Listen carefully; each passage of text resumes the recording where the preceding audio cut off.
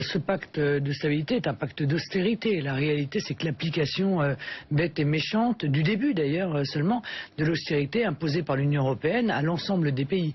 Donc ce pacte, il est non seulement inefficace, puisqu'on sait pertinemment, d'ailleurs la CGPME l'a dénoncé, que dans son volet aide aux entreprises, il va n'aider que les grandes entreprises et que, comme dit la CGPME, ce sera pour les grandes entreprises fromage et dessert, mais que les PME, les PMI, les TPE devront attendre 2017, c'est-à-dire quand les socialistes seront battus. La baisse des cotisations seront sociales. battus pour pouvoir voir le moindre bénéfice. Alors ce sont elles qui créent l'impôt. Bon, il est injuste. L'emploi, vous voulez dire. L'emploi, pas l'impôt. L'emploi, excusez-moi. Il est injuste parce que il met en place une austérité sur les classes populaires, sur les classes moyennes. Même si Manuel Valls annonce un geste pour les petites retraites, une clause de revoyure pour le gel du point d'indice des fonctionnaires, le maintien du plan pauvreté alors qu'il avait prévu de le reporter. Ça me fait penser à cette blague de Coluche. Vous vous souvenez, donne-moi ton portefeuille, je te filerai 100 balles. Voilà.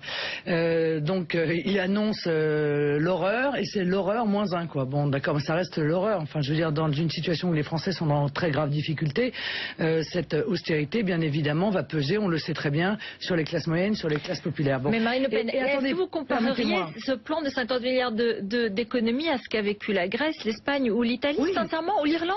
Mais bien sûr, c'est le début. Mais d'ailleurs, parce qu'il y a des baisses de salaire de fonctionnaires, il y a des suppressions de prestations sociales, c'est pas du tout ça quand même. Au début en Italie, ça a commencé comme ça. Et en Grèce, au début, ça a commencé comme ça.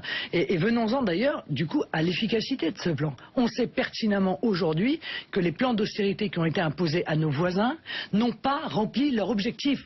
Ça n'a pas fait baisser le déficit, c'est faux. Ça n'a pas fait baisser la dette. Il y a d'ailleurs eu un mensonge qui a été dénoncé par le Guardian, qui a été dénoncé par la Tribune, qui a été dénoncé par le Wall Street Journal. Dernièrement, on nous a dit que il y avait un excédent primaire de la Grèce de 0,8%. C'est un pur mensonge. La Commission européenne a admis qu'elle avait en réalité utilisé une méthode de calcul spécifique pour la Grèce. La réalité, c'est que la Grèce a 8,7% de déficit primaire. C'est-à-dire que le déficit ne cesse d'augmenter. Il était moins important l'année dernière et que la dette a atteint 175% du PIB.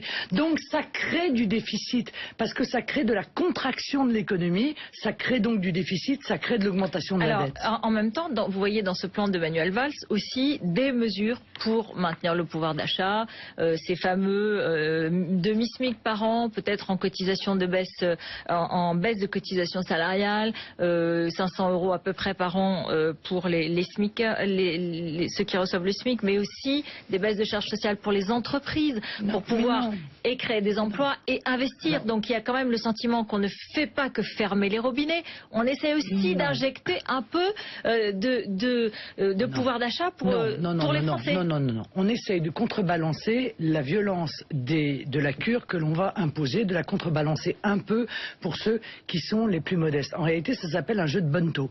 On va reprendre de la main droite ce qu'on a donné de la main gauche. Il va y avoir des augmentations d'impôts. D'ailleurs, Manuel Valls l'a rappelé. En septembre prochain, certainement. Ça va être saignant et par conséquent, le petit geste qui a été fait pour ceux qui touchent le SMIC, très probablement, va être complètement rasé, soit par les impôts, soit par des remboursements divers et variés, c'est-à-dire les réformes qui vont avoir lieu dans l'assurance maladie. On le sait pertinemment bien. Bon. Donc que feriez-vous? C'est-à-dire que pour vous, il ne faudrait pas essayer de baisser le déficit, il ne faudrait pas essayer. Je vous le répète, ce sont des aides pour les grandes entreprises, c'est-à-dire celles qui n'ont pas besoin d'aide.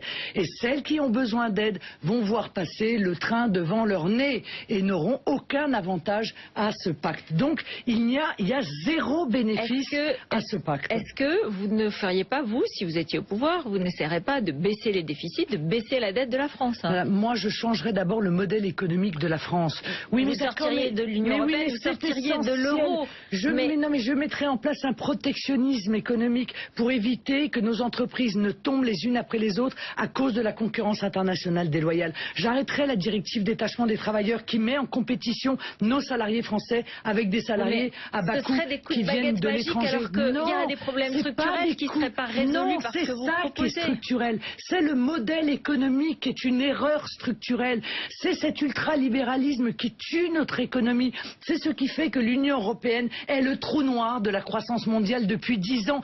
C'est le choix politique Pas qui pour a été l'Allemagne, fait. pas pour l'Allemagne, Mais non, pas pour évidemment, d'autres pays. c'est le seul pays, permettez-moi, on prend toujours cet exemple-là, c'est le seul pays qui a une monnaie le Royaume-Uni, parfaitement le adaptée, Royaume-Uni. puisque c'est l'Allemagne qui a construit cette monnaie justement autour du mark. Donc stop, c'est ça notre problème, c'est l'interdiction du patriotisme économique, et l'affaire Alstom en est une démonstration flagrante. Alors, on va en parler Donc, dans un instant. Permettez-moi, changer le modèle économique, il faut protéger les Français dans la crise et contre la mondialisation sauvage, et parallèlement il y a des économies à faire, mais je suis en désaccord total avec le choix qui est fait. Il faut faire des économies sur l'immigration. Combien ça ferait? Puisqu'on parle de chiffres, combien Écoutez, ça ferait? le coût de l'immigration est aujourd'hui mesuré entre 35 milliards d'euros par an pour les plus optimistes et 70 milliards d'euros par an pour les plus pessimistes.